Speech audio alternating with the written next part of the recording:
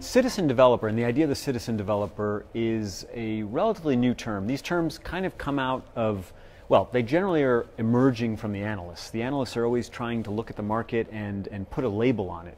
As a developer of software, we don't usually think that way. We look at the problem and we just try and start solving problems. An analyst then comes along and says, oh, you're developing a low-code tool, you're developing a no-code tool, you're developing a citizen development tool set. A citizen developer, in this case, is somebody without specific specialized skill sets or specialized knowledge, especially in programming.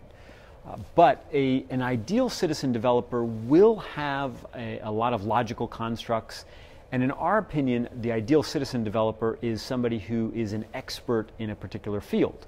So in order to develop a great app, you have to first really have an extreme amount of empathy with the problem you're trying to solve. Ultimately, it's all about the problem you're trying to solve.